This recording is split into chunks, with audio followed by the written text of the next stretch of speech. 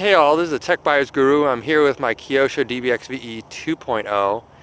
I'm running in the park. Funny thing is, kind of a sign of the times we live in, someone just interrupted me as I was about to do my recording, and she started recording me. She thought I had a drone and she wanted to report me to the police. So these are the things that us remote control enthusiasts have to deal with nowadays. I've also had this car rushed by 2 dogs so far, but luckily no dog bites.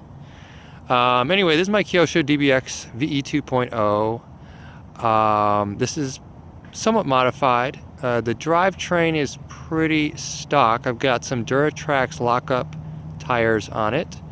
I've got a Duratrax shocks off of their 835 E or B cars. These are actually from the 835B, which is the gas version. But the only difference is the color. And I've got a, let's see, I'm running a 2S LiPo. I do have a 3S LiPo in my pocket, but frankly, I can't keep it in the car. It keeps flying out of my car.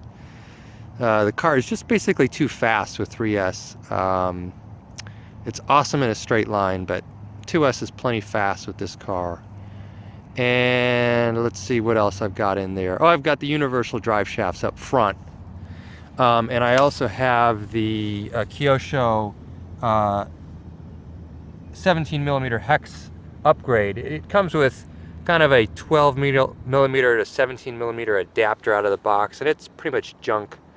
They stripped out real fast. So this has true 17mm hexes and those true 17mm yeah, those are the hex nuts, but inside I've got a 17mm hex too. You can see the Duratrax shocks up front. I've got different weight springs.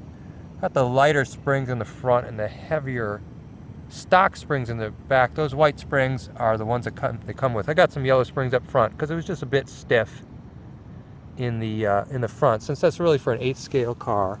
And this is kind of like a 9th scale car or 10th scale car. So I'll just show you what it looks like, and then I'll give it a go so you can see what it looks like running. I love these Duratrax wheels, by the way, but they are a mess in terms of when you're running off-road.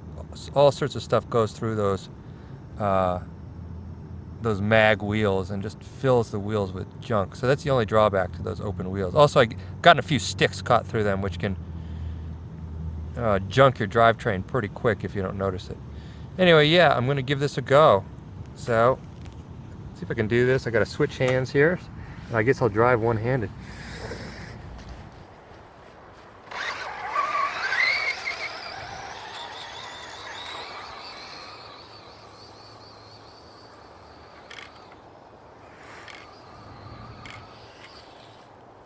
Took a little spill there. Still going.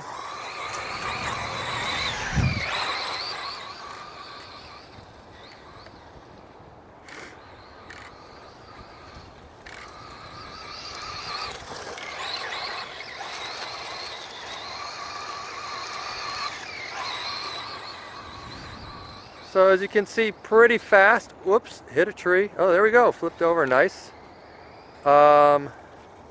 Pretty fast. I really like how this handles with these Duratrax shocks.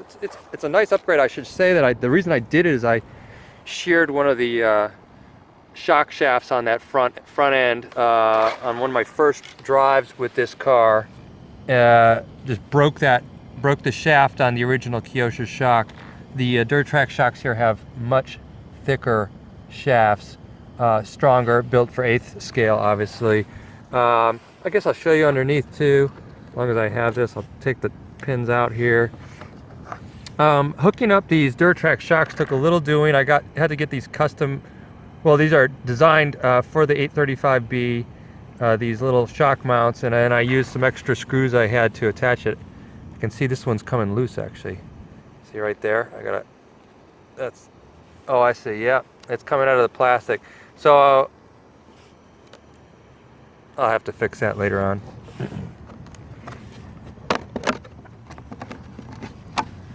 So this is filled with dirt right now, but that's what we love about this hobby, right?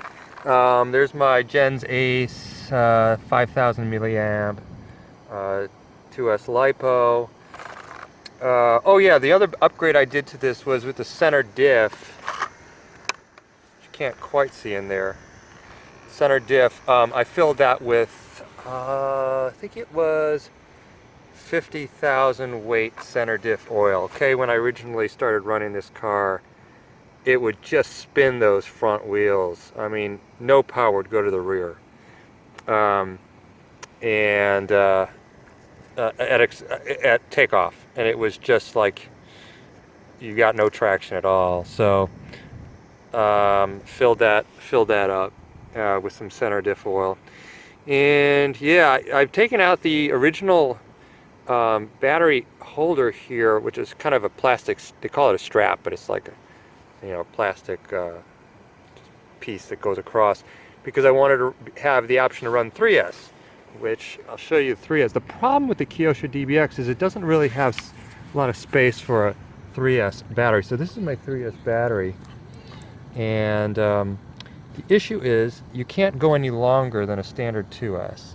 There's no space in this battery holder, and so the only way you can go is up. So I got a thicker 3S. Gens Ace does make that.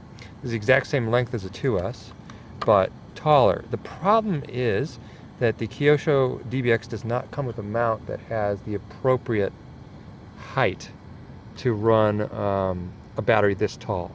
So then you pretty much have to fabricate your own straps. And I have these little Velcro straps here, but they kind of keep coming undone. I flipped the car with the 3S in it, and the 3S actually flew out of the car and didn't break anything, but the cable came undone. So yeah, that's one of the issues I have with this design. I mean, it's supposed to be 3S capable, but there aren't a lot of 3S batteries that'll fit in here.